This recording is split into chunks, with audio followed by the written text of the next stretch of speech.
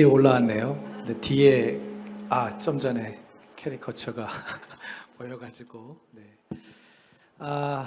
좀 새로운 거를 또 듣고 배우고 또 이렇게 감동적인 또 스토리도 있는 것 같고 또 도전도 하고 해서 아주 뜻깊은 세 사례를 들었습니다. 개인적으로는 소셜 코스트, 사회적 비용 이런 생각이 좀 많이 들었어요. 왜냐하면은 이게 지금 우리 사회에 있는 다 고립, 외롭고 힘든 이런 것들이 다 우리 사회가 다 치러야 되고, 근데 이게 정부가 해야 될 게 누가 할 것이냐 이럴 때 새로운 방식으로 이렇게 찾아나는 이런 실험들, 또 노력들, 헌신들 너무 좋았고요. 개인적으로는 또 많이 배울 수 있었습니다. 지금 뭐 저도 개인적으로 질문을 좀 준비했는데 그러면 안 될 것 같아요. 그래서 일단 시간도 적어서 일단은 이 온라인으로 또 유튜브로 질문해 주신 그 내용들을 공통 질문하고 각각 그 케이스별로 하나씩 질문을 드리도록 하겠습니다. 제가 딱 보니까 이 질문이 좋은 것 같아요.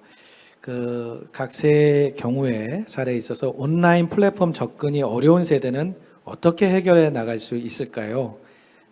정말 이 온라인 이 접근이 용이한 세대와 그렇지 않은 세대 그 연결도 중요할 것 같은데 그 부분에 대해서 어떤 생각을 가지고 있는지 그 부분이 좀 각각 이 남의 집, 또 옥서 폴리틱스, 그 다음에 푸른 고래 또 이렇게 질문을 드리고 싶습니다.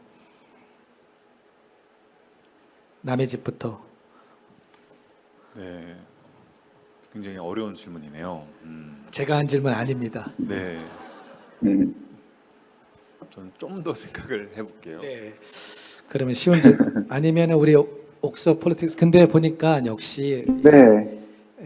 유니폼을 다 입고 나오셨어. 보니까는 제가 보니까는 이 푸른 고래 리커버리는 다음에 할 때 꼭 유니폼을 입고 나오셨으면 좋겠어요. 그러면 옥서 폴리틱스부터 좀 답을 듣고 싶습니다. 네. 옥스퍼드 폴리틱스의 미션이 이제 모든 사람의 모든 생각인데요. 그 모든 사람에는 뭐 60대 이상, 70대 이상도 다 들어가잖아요. 그래서 그분들을 또 이제 그분들도 정치적 의견이 강하시고 그분들을 또 모시고 와야 저희도 데이터가 또 가치가 생기고 그래서 뭐 지금으로서는 근데 그분들에게 이제 저희 앱을 설치해서 쓰도록 하기에는 너무 허들이 많더라고요. 저희 앱 자체도 그렇고. 네, 그래서 근데 생각을 해보니까 그럼 어른들이 핸드폰을 안 쓰시나? 생각해보니까 핸드폰 엄청 많이 쓰세요. 네, 주로 카톡과 유튜브를 하시죠. 네. 그래서 그 정도로 쉬워지면 되는데 옥스폴리틱스 앱도. 네, 그래서 옥스폴리틱스 앱이 지금 뭐 2년 동안 점점 쉽게 만들어오는 과정이었는데 앞으로 갈수록 점점 더 쉬워져서 그 카톡에서 링크를 받아서 그냥 딱 하면은 어른들도 쉽게 이해하고 정치적 의사를 이제 밝힐 수 있도록 그렇게 UX를 점점 쉽게 만드는 것이 목표고요. 그래서 카톡이나 유튜브처럼 그냥 편하게 핸드폰에서 깔아서 쓸 수 있는 그 정도 수준이 되었으면 좋겠다. 예. 라고 저희도 그러면서 계속 UX 고민을 하고 있습니다. 네, 저희 이제 고립 대상의 분들이 청년만 있는 게 아니라 사실 중장년에 지금 40, 50대의 분들도 많이 계세요. 근데 사실 이런 분들은 더더욱이나 그런 SNS를 사용하는 것들이 그래도 없더라고요. 잘. 그리고 나이가 있어서 오히려 접근이 더 어려워하세요. 그런데 조금 더 저희도 청년 대상이다 보니 그런 분들을 방치할 수는 없어서 저희도 나름대로는 고민을 많이 하고 있어요. 그래서 나올 수 있는 상담을 저희도 메타버스나 이런 것들을 사용해서 하지만 이것이 PC가 다르고 또 스마트폰이 또 사용하는 방법이 조금씩 다르다 보니까 저희도 많이 고민되는 지점은 맞아요. 네. 저는 해법보다는 현재 저희 유저분들의 케이스로 말씀드려 보면은 연령대가 높으신 분들은 두 케이스로 많이 쓰고 계세요. 일단 당근마켓 연동을 하면서 60대 분들의 유입이 좀 많아져서 호스트 분들이 이렇게 좀 달라졌다는 부분이 있어서 뭔가 접근성을 저희 자체로 풀기 어렵다고 하면 좀 많은 분들이 쓰는 플랫폼을 통하는 것이 있을 거고요. 두 번째는 이전부터 재미있는 케이스는 자녀분들이 우리 엄마 아빠가 여기 좋아할 것 같아요라고 대리 신청하면서 그 프로세스를 문의하는 경우가 종종 있었습니다.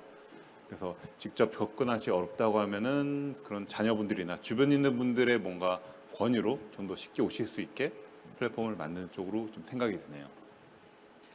네, 저도 이렇게 새 사례를 이제 들으면서 너무 잘하고 있다, 좋은 사례다, 뭐 이렇게도 생각하지만은 너무 좋은 얘기, 잘된 얘기보다도 조금 어려운 점, 이런 것들은 좀 힘들었다, 이런 거를 좀 궁금해하시는 것 같아요. 저 개인적으로도 그런 질문이 있었는데 좀 사례별로 한번 남의 집부터 혹시 아주 흥미로운 커뮤니티인데 게스트의 그 범죄 이력도 조사하는지요. 혹시 안 좋았던 모임이나 위험한 사례가 있는지, 그럼 어떻게 해결했는지 그것도 한번 좀 공유 좀 부탁드립니다. 네, 범죄 사실은 저희가 조회하지는 않고요. 그게 아마 법적으로 좀 막혀 있는 걸로 알고 있습니다. 그래서 현재 장치로는 뭔가 호스트북에서 신원을 확인할 수 있게끔 뭐 블로그나 SNS를 남겨주시는 창구를 만들고 거기 안에서 좀 호스트분들이 받고 계세요. 그래서 다행히 저도 이제 사업을 하면서 가장 큰 리스크는 거기에 대한 두려움이었고요. 저도 그런 상황이 펼쳐진다면 좀 아찔한데 다행히 아직까지는 그게 어느 정도 장치는 역할을 하고 있는 것 같습니다. 가장 좀 근데 CS 상으로 게스트분들이 모임에서 가장 어려워하시는 분은 대화를 좀 독점하는 분이 있는 분에 대한 좀 아쉬움을 많이 말씀하세요. 호스트분들이 굉장히 모임을 잘 이끌려고 하시는데 어찌 보면 예측 불가능성이죠. 뭐 안전성보다는 좀 너무 말을 많이 하신다거나 자기 위주로 대화를 끄는 분에 대한 부분이 있어서 그 저희가 지금 프로덕트 측면으로 뭔가 유저 리뷰를 통해서 그런 뭐 애티튜드, 뭐 당근으로 치면 매너 온도 같은 개념이 되겠죠. 이렇게 좀 플랫폼으로 풀려고 노력을 하고 있어요. 아까 제가 사례도 얘기했지만 이거 쉽게 안 바뀌거든요. 근데 그런 사례들 어떻게 대화 에티켓이나 이런 공유가 좀 많이 좀 필요하면 좋겠다는 생각이 갑자기 또 드네요. 네, 우리 옥소 폴리틱스 사례 질문을 한번 해보겠습니다.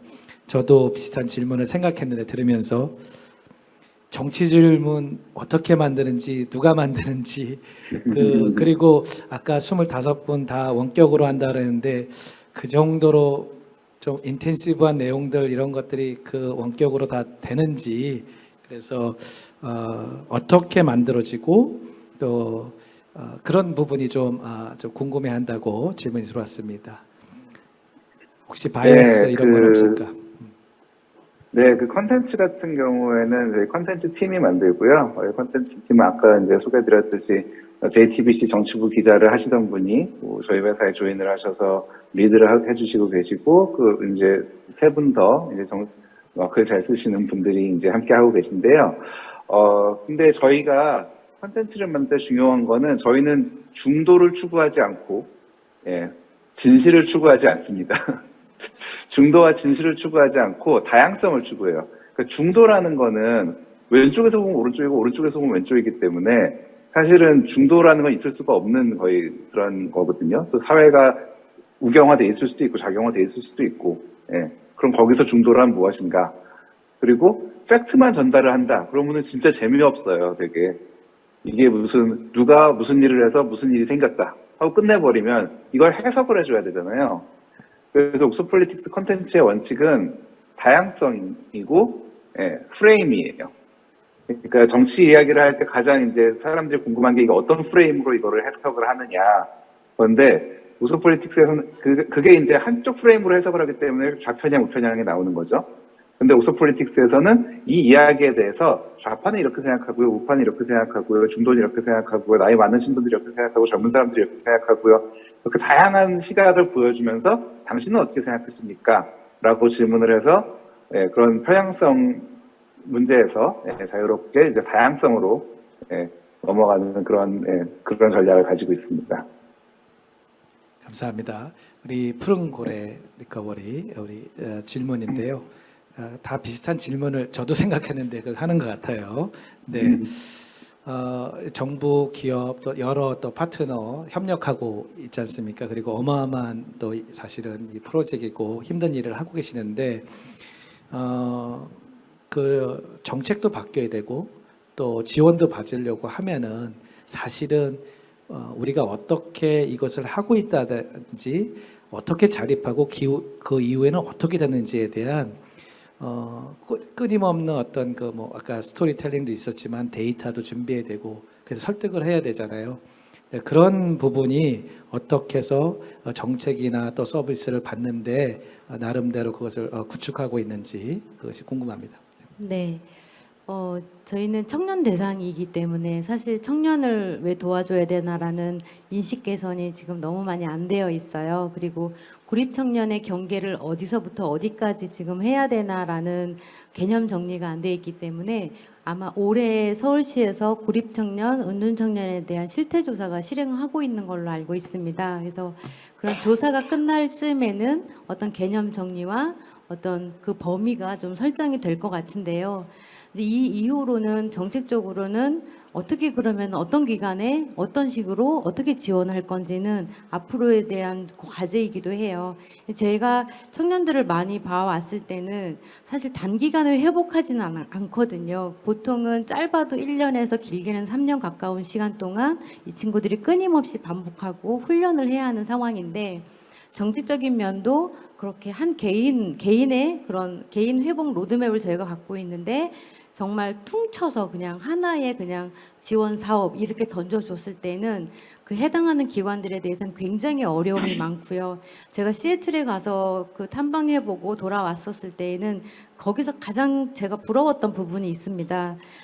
페어스타트를 갔는데 또 리커버리 카페를 갔는데 나침반 하우징을 갔는데 여기서 일했던 친구들이 이쪽에 가서 또 서로 일을 하고 있는 거예요. 그거를 봤을 때는 기관이 거기서는 기업 후원과 개인 후원이 미국에서는 어쨌든 잘 되어 있어서 경제적으로 어렵지가 않더라고요. 그리고 사회적 기업처럼 자발적으로 어떤 일을 할 수 있는 공간을 대기업에서 그렇게 1층 공간을 해서 오픈을 해서 대여를 해준다든지 그래서 거기 있는 수익으로 다시 돌려서 어려운 사람을 제공하는 그런 시스템이 있는데 저희도 이제 돌아와서 그렇게 안정적으로 운영할 수 있는 그런 후원 시스템이 있었으면 좋겠다라는 생각을 굉장히 많이 했고요.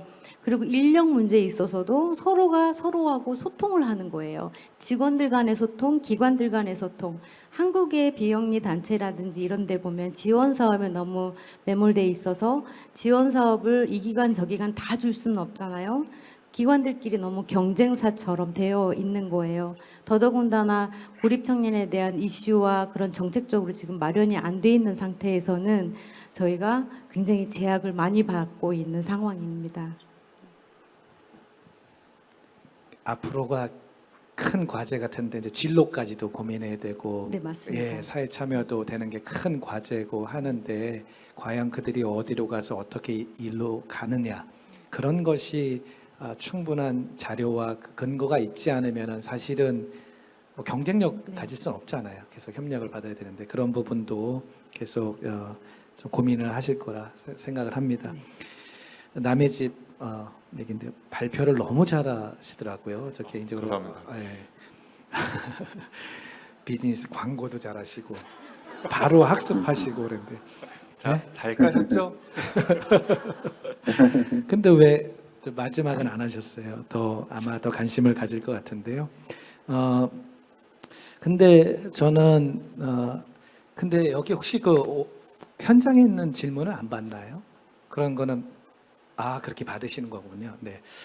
그래서 저는 남의 집 들을 때 과연 어쨌든 외롭고 또 자기 취향하고 맞고 또 계속 조금씩은 어떤 소셜한 것들이 결합이 되는데 자꾸 이례적이고 연결되고 계속 스핀오프가 어떻게 좀 더 지역으로 나갈까라는 것이 되게 조금 기대를 하고 들었는데 아직은 나가면 으쌰으쌰 하다 보면 좀 문제가 생길 것 같아서 그런 건가요? 왜 더 확장되고 하려 그런 로컬로 나가려고 하는 그분들만의 또 어떤 커뮤니티 이런 것들은 더 되는 경우가 있는지 그게 좀 궁금한데요. 네. 두 가지 질문이시죠. 네. 하나는 저희가 확장, 네. 확장 부분은 성장. 네. 네, 성장은 저희가 당근마켓 연동을 저희가 4월달에 지금 하면서 굉장히 좀 빠르게 되고 있어요. 그래서 당근 유저들이 워낙 저희랑 좀 핏이 많은 맞으시는 분들이 유저가 많기 때문에 그래서 서울 오픈하고 바로 경기까지 확장을 했고요. 그래서 내년 상반기까지는 이제 전국 오픈을 할 예정입니다. 당근이랑 어느 정도 학습이 됐어요. 당근 유저들에게 저희가 몇 개의 모임이 노출됐을 때 뭐 저희끼리는 결제 전환율이라고 하는데 반율이 높아지는지 좀 데이터 나름 학습을 했고요. 저희끼리는 좀 30의 법칙이라고 좀 불렸어요. 당근이 보통 6km 반경으로 보여지는데 거기에 30개 정도 모임이 열려야 좀 결제전에 확 튀는 그 티핑 포인트가 생기더라고요. 그걸 통해서 이제 그 레슨으로 부산이라든가 제주도라든가 저희는 당근마켓 덕에 저희가 얻은 가장 큰 혜택은 게스트 트래픽을 뭔가 손쉽게 얻는다는 점이에요. 저희는 2명의 유저를 얻어야 되면 투사이드 마켓입니다.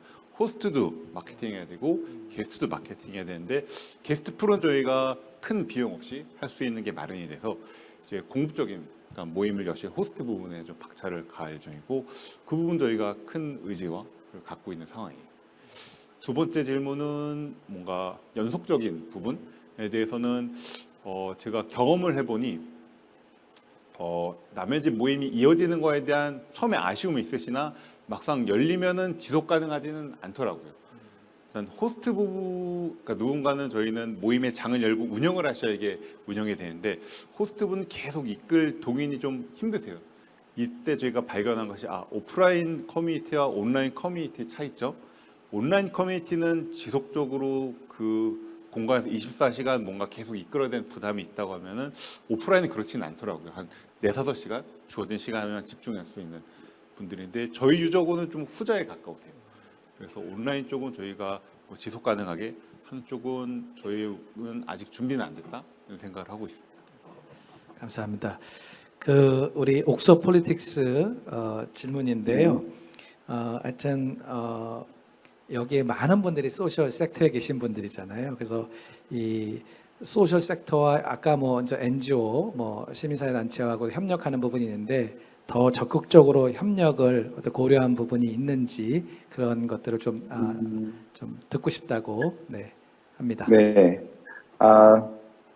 근데 아까 사실 원격 근무에 대해서 대답을 못해서 그쪽을 잠깐 말씀드리면 원격 근무를 할 때 가장 힘든 거는 일부는 사무실에 있고 일부는 원격 근무일 때가 제일 어려운 것 같아요.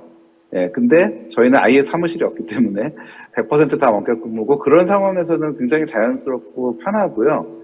그리고 이제 근무 시간 체크도 없고 근태 관리도 없는데 계속 미팅을 하다 보니까 계속 있다는 거 그냥 서로 보이고 그리고 서로 이제 그 퍼포먼스로 저희는 이제 팀별 평가를 안 하고 100% 개인 평가를 하다 보니까 퍼포먼스를 항상 체크를 하고 이제 무엇을 했는지 그 360도 체크를 하다 보니까 전혀 오히려 훨씬 더 효율적이고 편하게 하고 있는 것 같습니다. 그래서 실리콘밸리에서도 워낙 또 그런 걸 많이 하다 보니까 이게 훨씬 더 효율적이라는 거를 생각을 하게 되었습니다. 그리고 이제 소셜 섹터와의 협업은 사실은 지금 저희가 그린피스도 저희에게 오셔서 이렇게 홍보도 그러니까 저희는 데이터도 만들어 드릴 수 있고 저희가 이제 여론조사뿐만 아니라 재밌는 건 저희가 커뮤니티이기 때문에 저희를 통해서 홍보를 할 수도 있어요. 그냥 질문을 했는데 그린피스의 어떤